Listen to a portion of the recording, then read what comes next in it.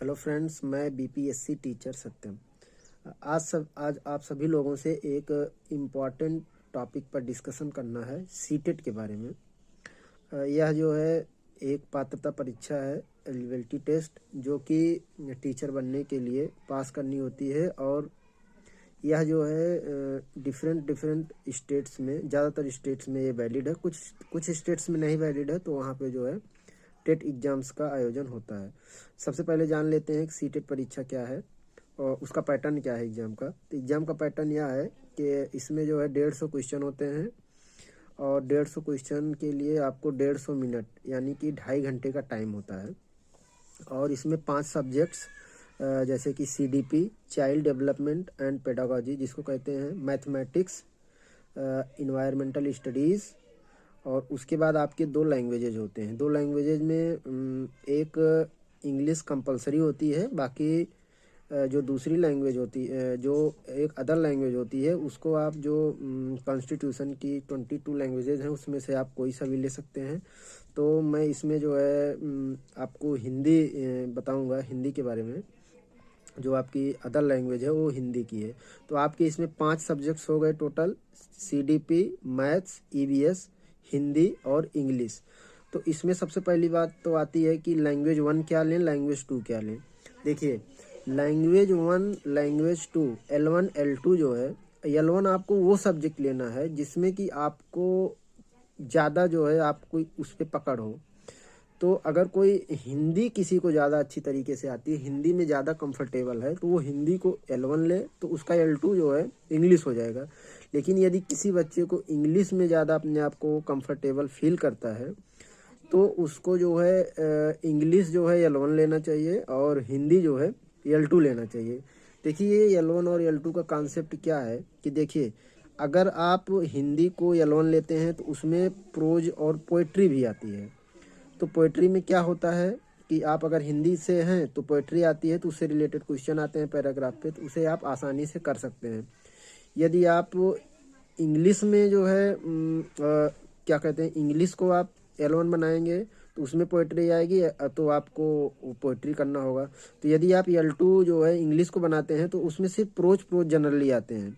तो हिंदी वाले विद्यार्थियों के लिए मैं ये कहना चाहूँगा, जो हिंदी बैकग्राउंड्स के हैं, जिनको कि हिंदी अच्छी है, वो जो है हिंदी को L1 बनाएं, क्योंकि उसमें पोइट्री आएगी तो आप आसानी से कर लेंगे। भूल कर भी जो है इंग्लिश को L1 ना लें, L1 लैंग्वेज 1 के रूप में ना लें, नहीं तो उसमें अगर पोइट्री आएगी, उससे रिलेटेड क्वेश्चन आएगा, तो आपको बहुत बड़ी प्रॉब्लम होगी।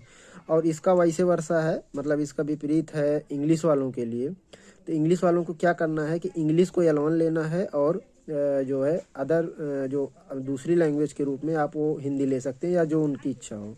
ये रही बात L1 और L2 की।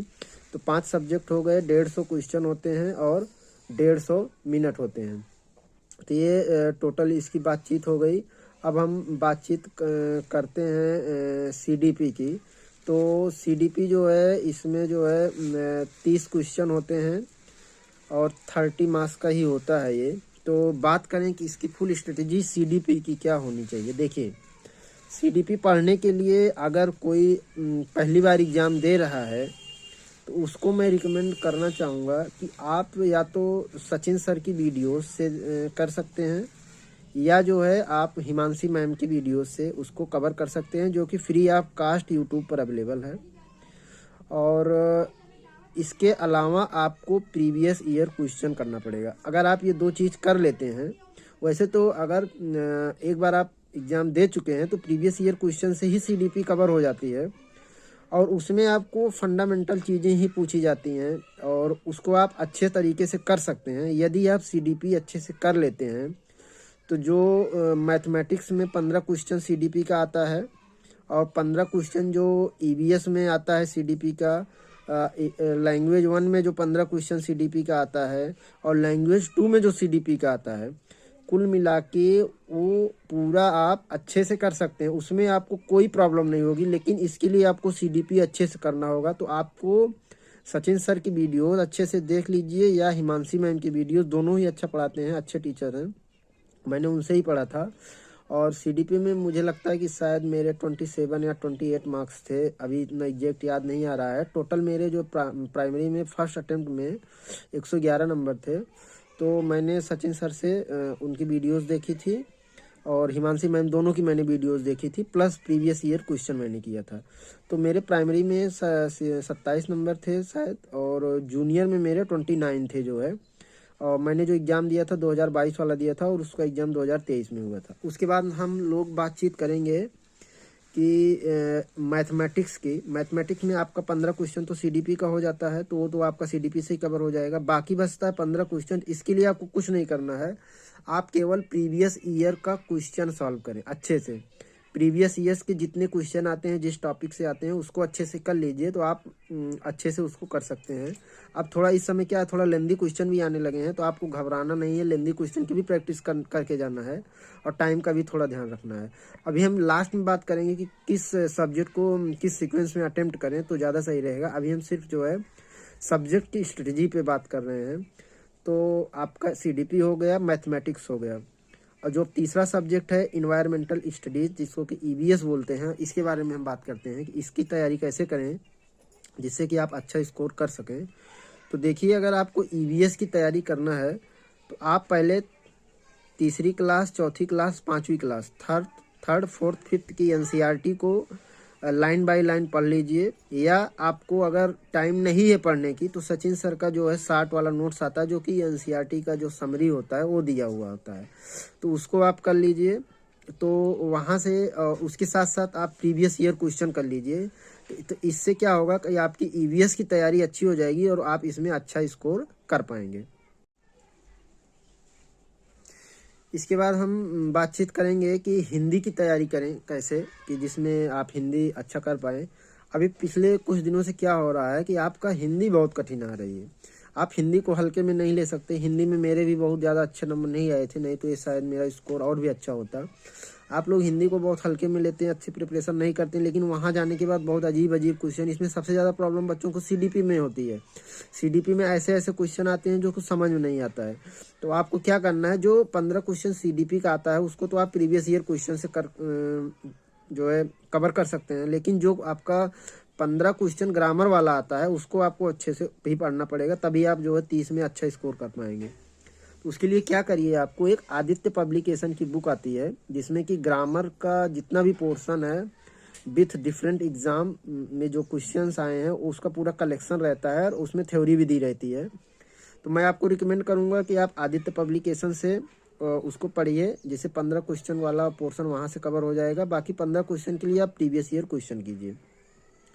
उसके बाद मैं लास्ट में बात करूंगा कि इंग्लिश वाले सब्जेक्ट की तैयारी करें कैसे। इंग्लिश के लिए मैं बोलूँगा कि सीडीपी के लिए आपको ज़्यादा प्रॉब्लम नहीं होगी। अगर आप सीडीपी का जो 15 क्वेश्चन आता है सीडीपी वाले से रिलेटेड, तो आप सीडीपी से वो आपका कवर हो ही जाएगा, जो सीडीपी सब्जेक्ट है। रही बात जो है आपकी ग्रामर की, जिसमें नाउन, प्रोनाउन, वर्ब से इससे रिलेटेड क्वेश्चन आते हैं। जैसे आपको पैराग्राफ दे दिया जाएगा, उसमें अंडरलाइन रहेगा, उसका पूछा जाएगा कि ये नाउन है, प्रोनाउन है, वर्ब है, एडजेक्टिव है, तो उसके लिए आपको पढ़ना पड़ेगा। प्लस अब इस टाइप के क्वेश्चन आते हैं कि आपको अंडरलाइन करके दे दिया जाएगा पैराग्राफ में कुछ वर्ड, उसका एंटोनिम पूछा जाएगा, उसका सिनोनिम पूछा जाएगा, वन वर्ड सब्स्टिट्यूशन पूछा जाएगा। तो इंग्लिश क्या है वो भी अच्छी आती है। तो इसके लिए मैं आपको रिकमेंड करूँगा कि जो यूट्यूब पर फ्री ऑफ कॉस्ट अवेलेबल है नीतू मैम की वीडियोज़ या गोपाल वर्मा सर की वीडियोज़, जो कि आप यूट्यूब पे सर्च करेंगे तो ईजिली अवेलेबल हो जाएगी। उन्होंने बहुत अच्छे से पढ़ा रखा है। तो आपको नाउन पढ़ लेना है, वर्ब पढ़ लेना है, एडवर्ब पढ़ लेना है, एडजेक्टिव पढ़ लेना है। ये सारी चीज़ें आपको ग्रामर में बहुत हेल्प करेंगी। और रही बात प्रीवियस ईयर क्वेश्चन कर लेंगे तो आपका 15 क्वेश्चन उससे कवर हो जाएगा। तो इस तरीके से अभी तक आप लोगों ने वीडियो में पूरे हमारे देखा कि कैसे जो है एक एक सब्जेक्ट की तैयारी करना है। और प्रीवियस ईयर क्वेश्चन तो इम्पोर्टेंट है ही है, उसको आपको करना ही है पड़ेगा, तभी आपकी अच्छी तैयारी हो पाएगी।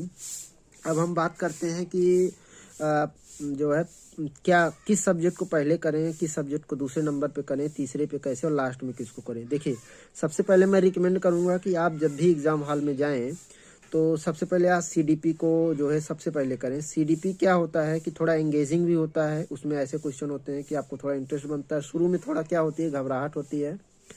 तो आप सबसे पहले सीडीपी वाले सेक्शन को करें, और उसमें भी मैं रिकमेंड करूंगा कि आप ऐसा कभी ना करें कि एक ही बार में 30 क्वेश्चन बनाने का प्रयास करें।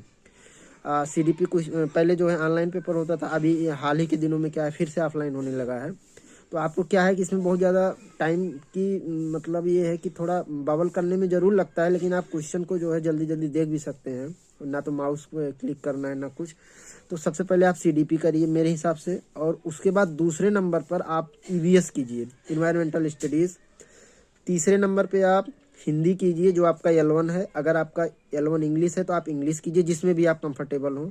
आपका L1 तीसरे नंबर पे आप हिंदी कीजिए, मैं हिंदी वालों के लिए बोलूँगा, और इंग्लिश वालों के लिए मैं साथ बोलूँगा कि आप तीसरे नंबर पर इंग्लिश कीजिए। चौथे नंबर पर मैं बोलूँगा कि आप हिंदी वाले जो बच्चे हैं वो इंग्लिश को करें, और इंग्लिश वाले बच्चे हिंदी को करें। और सबसे लास्ट में मैं बोलूँगा कि जो है आप मैथमेटिक्स को दें।